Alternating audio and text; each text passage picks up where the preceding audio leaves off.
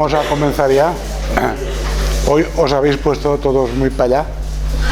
No sé yo por qué tan para allá. Estaban así. Bueno, pero que estén así no significa nada. Se pueden correr las sillas para adelante.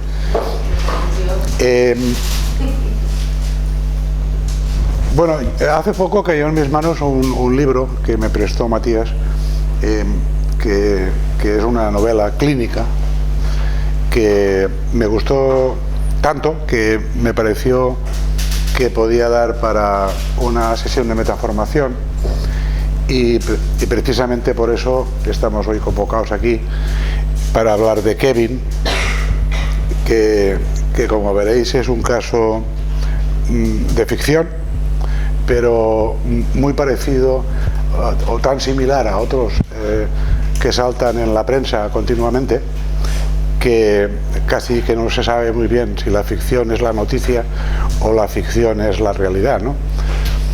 Y de eso precisamente tratan las novelas clínicas. Es decir, la novela clínica es un género que consiste en aprovechar una ficción para hablar de cosas reales, ¿no? Hace algún tiempo yo leí una novela también muy interesante, de la cual hice una sesión, que se llamaba La mujer temblorosa, y que era un caso de histeria, y que los más antiguos de vosotros recordaréis, o quizá ya no, pero hicimos una sesión clínica a propósito de este caso, ¿no? Bueno, la novela clínica, esto es una novela clínica, una novela que trata de un caso clínico y que está tratado no desde el punto de vista de la psiquiatría ni de la psicología, sino desde el punto de vista de la narrativa, de una narrativa especial, concretamente de su madre, ¿no? Su madre es la que es la narradora omnisciente y la que nos cuenta todos los problemas que ha tenido durante la crianza de este chico, y que yo os recomiendo que leáis porque me parece una novela magnífica, muy sincera y sobre todo muy impactante, ¿no? Porque las cosas que dice la madre no son cosas que diga nadie, ¿no? Es políticamente incorrecto, ¿no? Este fotograma pertenece a la película, porque también hay una película sobre el tema. A mí me gustó más la novela que la película, porque la película transcurre mucho en flashes y con flashbacks y flash adelante, de manera que tienes que estar muy atento para saber seguir el hilo de la narración, ¿no? Sin embargo, en la novela es más lineal y está escrita como cartas que le escribe la mujer a su marido, que por cierto está muerto porque lo mató Kevin, y entonces ella utiliza este título: tenemos que hablar de Kevin ahora que ya has muerto y podemos hablarlo, ¿no? Porque ya veréis que durante la vida del padre tienen pocas oportunidades de hablar sobre el asunto. Bueno, yo primero que nada os voy a contar un poco los personajes de esta novela, y lo voy a aprovechar para hacer después una teorización sobre el narcisismo maligno, que es un poco de lo que va a la sesión clínica de hoy. Bueno, Eva y Franklin son una pareja,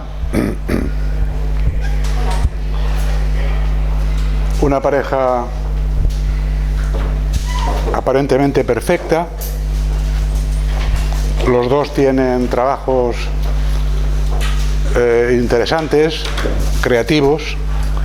Ella se dedica a gerenciar una empresa de guías de viaje, para lo cual tiene que viajar mucho, y el marido se dedica a buscar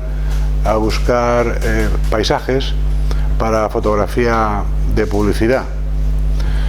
Los dos viven en un loft, en un ambiente, digamos, intelectual, un ambiente artístico, mantienen unas relaciones que son totalmente satisfactorias, tienen dinero. Y un día sucede una cosa curiosa, y es que la mujer, Eva, decide quedarse embarazada. Y decide quedarse embarazada un poco por su cuenta, es decir, sin hablar con su marido, sin consensuarlo con su marido. Simplemente un día se quita el diafragma y se queda embarazada. Ahora veremos que esta fue la decisión peor que tomó en su vida.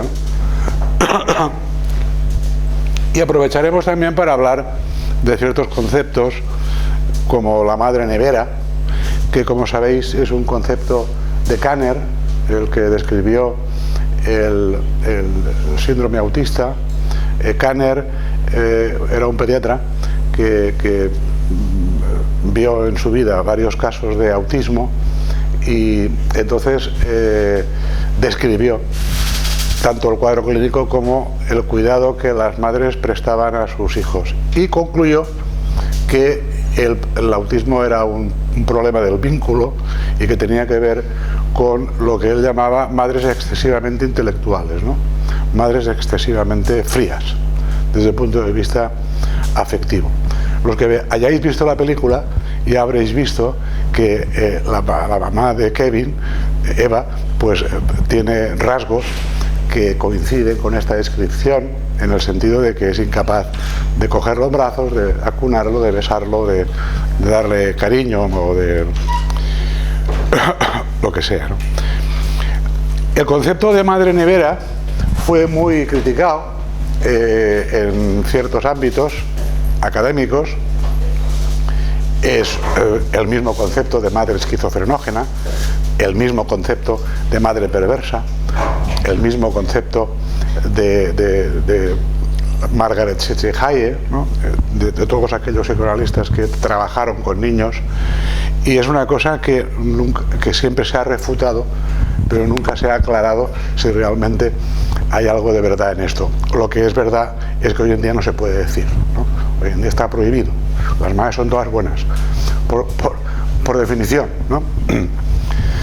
Pero los psicoanalistas también hablan de algo que se llama el estrago materno, que es algo de lo que vamos a hablar alrededor de este seminario. De manera que la primera pregunta que se nos podría ocurrir es: ¿qué le pasa a Eva para que decida de la noche a la mañana ser madre así un poco clandestinamente, ¿no? Porque claro, ella se queda embarazada y luego pues a cosa hecha, digamos, a efecto consumado, se lo dice a su marido, ¿no? Y el marido le pregunta que por qué demonios, para qué querían ellos tener un hijo, ¿no? Entonces ella dice una cosa en la novela muy interesante, y es que un día salen de fiesta con unos amigos y empiezan a beber, a tomar copas y tal, y que se pasan toda la noche hablando de sus padres. Y entonces ella, que está cercana a los 40 años, dice: ¿no somos ya un poco mayores para hablar de nuestros padres? Y entonces inmediatamente tiene la siguiente ocurrencia, ¿no? ¿Y quién hablará de mí cuando yo sea vieja, ¿no? La ocurrencia es muy interesante porque es tan banal como cualquier otra. Es decir, las personas tienen hijos o no tienen hijos por cuestiones banales, ¿no? Entonces, para que alguien hable de mí es digamos, la razón por la cual se queda embarazada. Pero inmediatamente después de quedarse embarazada, pues tiene un embarazo malo, siente que exactamente lo que dice es: noté como que mi hijo me robaba la femineidad, ¿no? Es decir, se engorda, se pone como todas las embarazadas se ponen, luego tiene un parto difícil, muy complicado, con creo que le hacen una cesárea, no recuerdo, pero lo que sí que es cierto, la epidural, que si me pongo la epidural o no me la pongo, que en fin, todo ese lío que la gente hoy en día se arma, ¿no? Con respecto a los hijos y a la crianza y a los partos y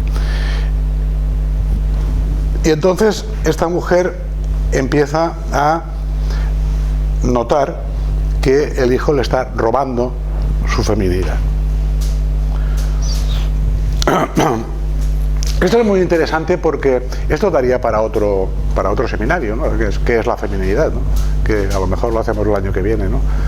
Es decir, la maternidad, que es uno de los arquetipos de la mujer, es el opuesto al arquetipo afrodítico de la mujer. Es decir, la mujer Afrodita y Demeter, que son los arquetipos femeninos por antonomasia, pues son muy opuestos, ¿no?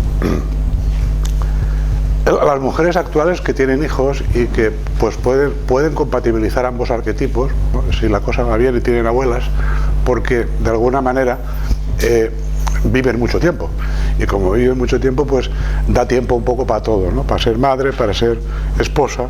Pero hay que saber una cuestión, y es que toda mujer pierde atractivo sexual cuando es madre. Pierde interés sexual. De hecho, Oscar Wilde, que era un homosexual convencido, solía decir precisamente esto, ¿no? El problema de la mujer es que se convierten en madres, ¿no? Cuando se convierten en madres ya la cosa cambia. O sea que tiene razón Eva cuando habla de todas estas cosas, y que lo que es raro es precisamente encontrar un libro donde alguien diga esas cosas, ¿no? Y que lo diga una mujer, porque la autora del libro es una mujer.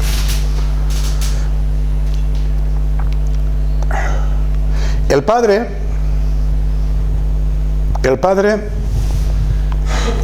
Franklin,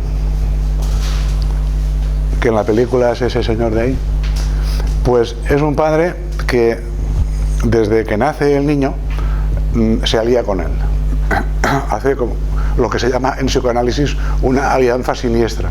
Es decir, padre e hijo se alían contra la madre, ¿no? Y el padre es el colega del hijo. Es decir, le llama colega, ¿no? Siempre le llama colega. Y lo trata con una deferencia especial. De hecho, cuando el Kevin es un bebé, el único que lo puede calmar es el padre, ¿no?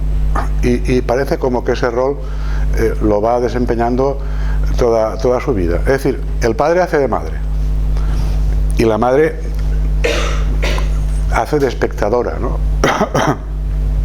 Podríamos decirlo así. El caso es que el padre colega no es causal. Los padres que son colegas de sus hijos no causan enfermedades, ¿no?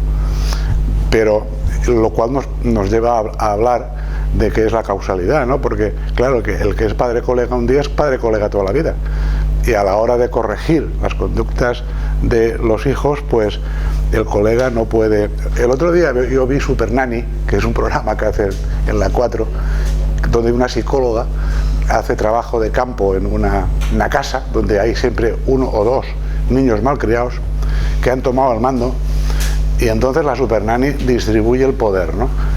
Entonces yo me di cuenta de que los padres de hoy pues no saben castigar, no saben poner límites, se vuelven atrás enseguida, es decir, se compinchean con los hijos hacen lo que quieren y ellos asisten un poco despavoridos a esas escaladas, ¿no? de poder que suceden en las familias, ¿no? Y además se sienten muy culpables, es decir, los padres de hoy se sienten culpables, ¿no? Yo no sé de dónde viene la culpabilidad esa, pero hay como una culpabilidad flotando en el ambiente que hace que los padres sean muy débiles con los hijos a la hora de que las reglas se cumplan, ¿no? Bueno, pues este es el padre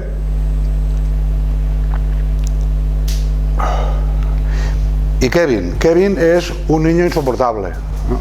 Insoportable, un niño que llora, que es un niño exigente, que rechaza la interacción social, que no interacciona con la madre, que no sonríe, que es un cabrón ya desde el día que nació, ¿no?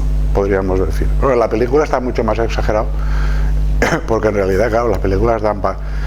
Uno cuando ve la película dice, ¿cómo es posible que este niño sea tan cabrón, ¿no? O sea, pero bueno, se ve que hay niños que son cabrones de nacimiento, ¿no? Y la madre incluso describe 4 estilos de berrear, ¿no? Hay un berreo de los niños que es por aburrimiento, otro berreo que es de rabia, otro berreo que es de dolor, otro berreo que es de estar solo, ¿no? Pues el de Kevin era siempre un berreo de rabia, ¿no? La madre describe la rabia de Kevin ya desde el primer día que nació, ¿no? Ya rechaza el pecho, no hay manera de darle, no come, no duerme, es decir, es un niño que genera en esta pareja un constante desasosiego. Tal vez así que la madre lo lleva al médico porque se sospecha que tenga un autismo, ¿no? Y el médico, después de ver que no estaba sordo y que no tenía ningún autismo, le dice que nada, que está normal y que no tiene nada, ¿no? Que no tiene nada. Ya veremos que sí que tiene, ¿no?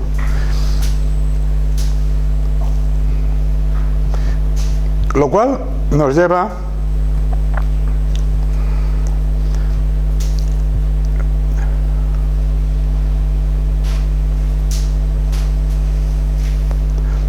a través de su maduración y de su crecimiento, pues ya se ve que Kevin no lo aguantan ni las criadas, ¿no? Las chicas estas que van a cuidarlo a casa, pues se las arregla para que se vayan de casa. Es decir, tiene una serie de picardías impropias de su edad. No tiene amigos. Cuando hace un amigo, al final, a los 2 días, le hace una barrabasada y tienen que cambiar de amigo. Es decir, la gente de su barrio están todos en contra de él. En el colegio no tiene amigos. Es muy inteligente, sabotea todo lo que se mueve y comienza a cometer pequeños desmanes, ¿no? Pequeñas barrabasadas que con el tiempo se van haciendo más complejas, pero siempre desde una planificación bastante maquiavélica por su parte, ¿no?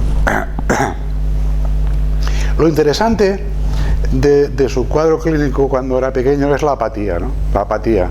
Es decir, es una persona que a pesar de ser muy inteligente, no le interesa nada, ¿no? Este desinterés por cualquier cosa, un desinterés aparente, porque en realidad él sí que se interesa por cosas y sí que sabe manejar ordenadores y sí que sabe hacer muchas cosas, pero que no les da como una importancia, ¿no? a nada, ¿no?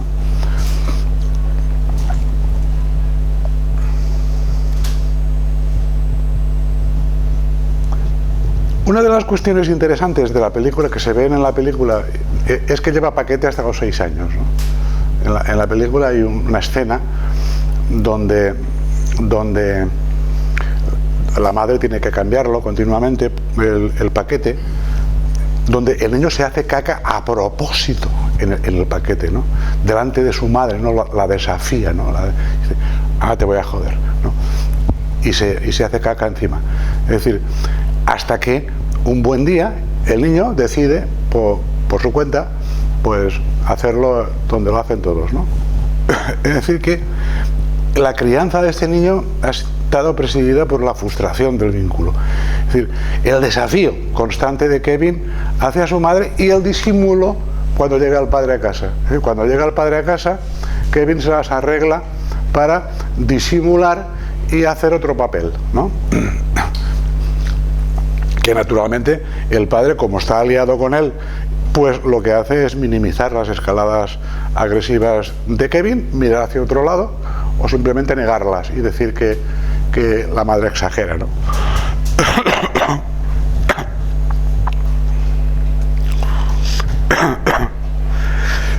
Lo cual nos lleva a una conclusión, y es que Kevin es un malvado, ¿no? Por decirlo.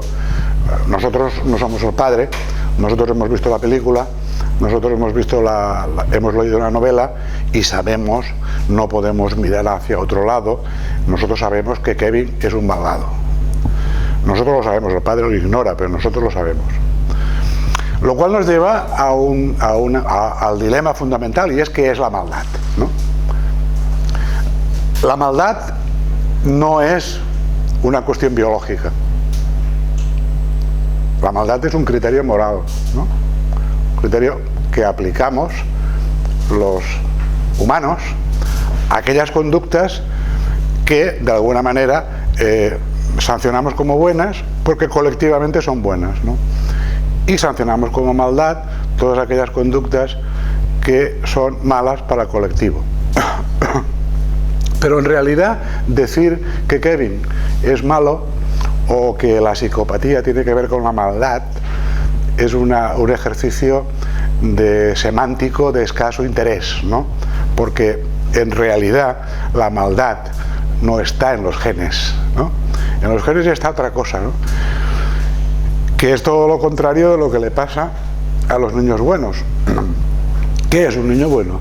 Pues el otro día le preguntaban a una modelo en un programa de esos del corazón, que yo veo porque me gustan y tengo la edad para verlo, pues le preguntaban precisamente, ¿y cómo es tu niño? Y dice, ¡ay!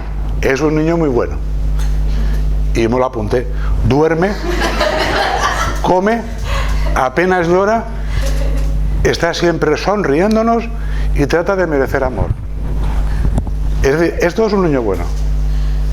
Esto es un niño bueno, un niño plácido, ¿no? Un niño de esos que te compensan, ¿no? Y que no te digamos, controlan todo el tiempo, ni te someten a pruebas, ni te ponen dificultades.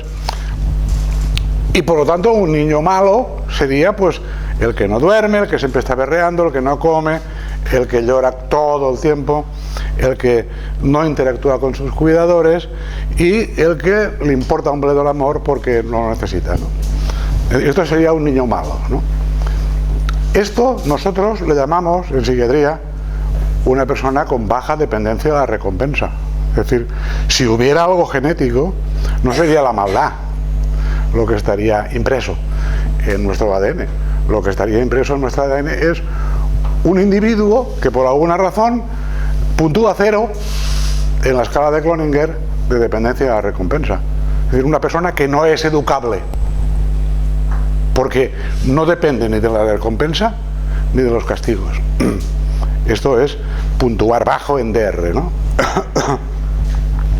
Naturalmente un niño con esa puntuación tan baja en dependencia de la recompensa es un problema, porque no lo puedes premiar, no lo puedes castigar, no te va a responder nunca a tus apreciaciones y lo que hay que esperar de él es precisamente esto, ¿no? Total que cuando Kevin tiene unos 6 años y empieza ya a hacer caca en el váter, la madre decide tener otro hijo. Y entonces lo que tiene fue una niña, que es Celia, y que es todo lo contrario de Kevin.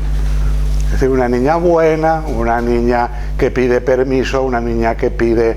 que de alguna manera está siempre dándote las gracias por lo que le das, dándote las gracias por el amor que le pide, como si no se lo mereciera. Es decir, es lo que llamamos una persona buena, la buena gente, ¿no? Entonces, la buena gente. El Kevin la trata como una esclava y lo que hace es putearla, ¿no? Y dominarla, y ella se deja dominar, se deja tal, simplemente para que la quieran, ¿no? O para agradecer que la quieran, ¿no? De alguna manera Celia es la otra cara de Kevin, ¿no? Y además la madre dice que tiene este otro hijo un poco para compensar, digamos, la alianza entre el padre y el hijo. Es decir, que es como si se hubiera tenido a Celia para para que le hiciera compañía, ¿no? Y un poco esta es la idea.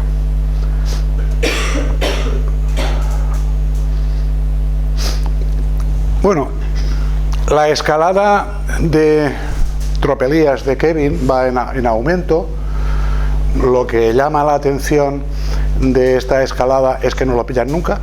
Es decir, es tan listo que no lo pillan nunca, o siempre se busca a un culpable, que suele ser un compañero de clase que es tonto, que es el típico psicopatilla, pero que tiene un CI bajo, ¿no? Y que son siempre los que cometen el crimen o los que van a la cárcel. Yo me acordaba del caso de Ricard y de las niñas de la cárcel, ¿no? El listo desaparece y el bobo va a la cárcel. Y un poco así, ¿no? El CI bajo, ¿no? El psicópata y el tonto, que es la pareja ideal, ¿no? Para cometer crímenes y para cometer delitos. El asunto es que nunca lo pillan.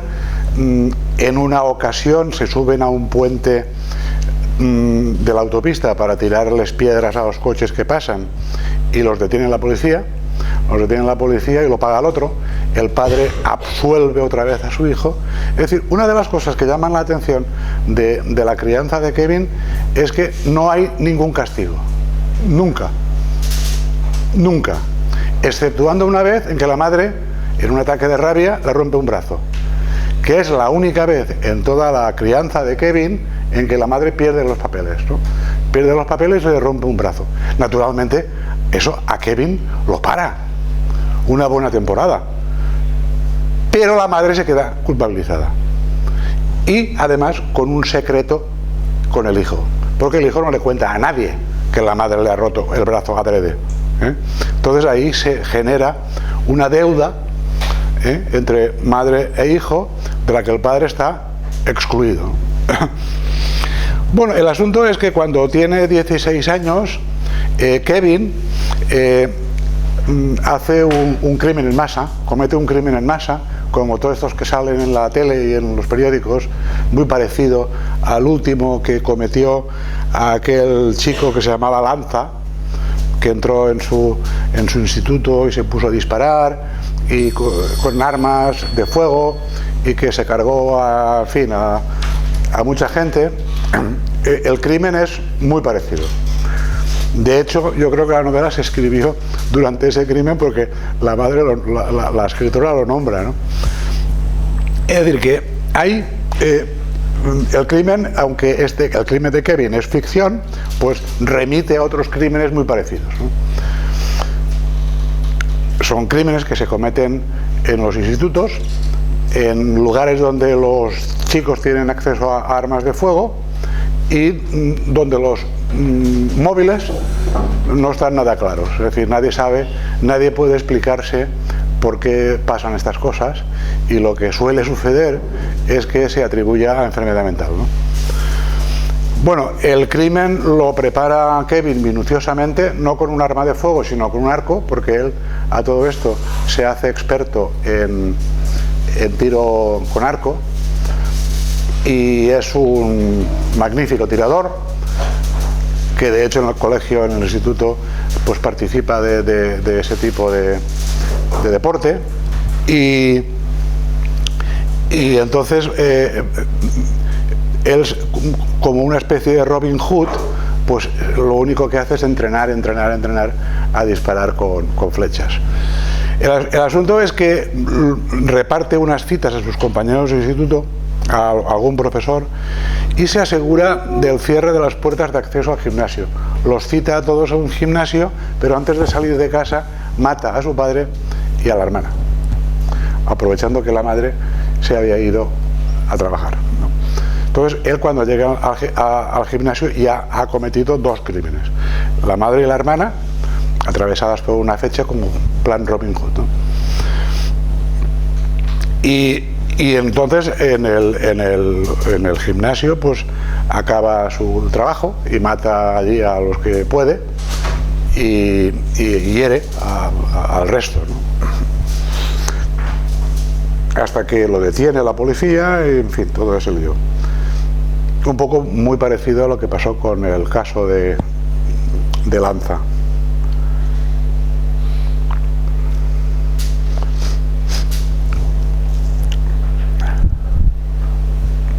El diagnóstico de Kevin no, yo creo que no ofrece ninguna duda, ¿no? Es un psicópata, lo que nosotros llamamos un psicópata, ¿no? Que ahora se llama trastorno antisocial de la personalidad, pero que ese diagnóstico es muy poco fiable, porque en realidad todos los que están en la cárcel podrían ser diagnosticados de eso, ¿no? Y tiene mucho sesgo de, digamos, jurídico, ¿no? Sin embargo, este chico hasta ese momento pues no había estado en la cárcel, ¿no? Simplemente es un psicópata, y vamos a ver un poco, hemos hablado del entorno familiar, hemos hablado de los padres, del método de crianza, presidido por la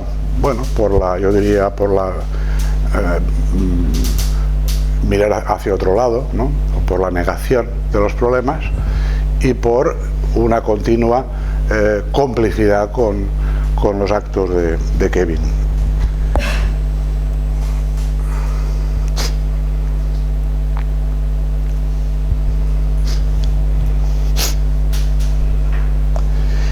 Pero en esto de la causalidad de lo psíquico hay una cuestión que muchas veces nosotros pasamos por alto, y es que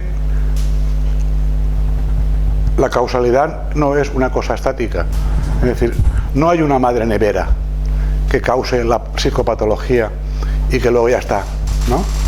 Sino que en el caso de Kevin podemos ver que la causalidad se mantiene toda la vida. Es decir, no solo es una madre nevera cuando lo acoge en sus brazos la primera vez, es una madre nevera siempre, ¿no? Y el padre es un padre, digamos, que está en connivencia con él siempre, ¿no? Y que le perdona siempre. Es decir, la causalidad lleva ruedas, por eso lo digo, que los errores educativos hay que contemplarlos también como causalidad. Es decir, no solamente es que cuando nació yo pensaba, yo no lo quería, ¿no? Eso no es causalidad. Causalidad hay que mantenerla con el tiempo, ¿no?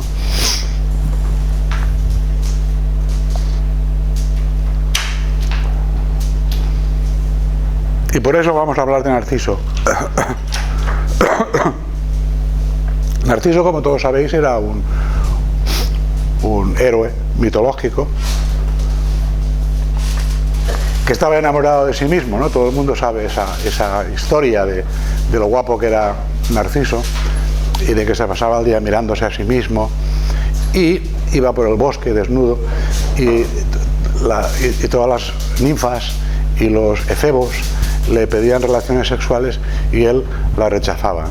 Él no quería saber nada de los demás, ¿no? Hasta que una ninfa que se llamaba Eco pues le pide relaciones sexuales, él le dice que no, y entonces ella se va quedando cadavérica hasta que de ella no quedó más que la voz, ¿no? El otro día vimos a una paciente que también se ha quedado así, solamente con la voz, ¿no? Porque el cuerpo ha desaparecido, no tiene cuerpo, ¿no? Es solamente una voz, ¿no? Y Eco y Narciso son el hombre y la mujer, la cara femenina y masculina del mismo conflicto narcisista, ¿no? El asunto es que hay una diosa que se llama Afrodita, que es la Ishtar, la Astarte, ¿no? la diosa primigenia, que lo lleva muy mal que los hombres le digan que no a las mujeres, ¿no? Y cuando una cosa de esas pasa, pues Afrodita se venga. Y se venga, ya sabéis cómo se vengó, le obligó a mirarse en una laguna hasta que de tanto mirarse pues se ahogó, ¿no? Y en su lugar, allí donde Narciso se ahogó, lo convirtió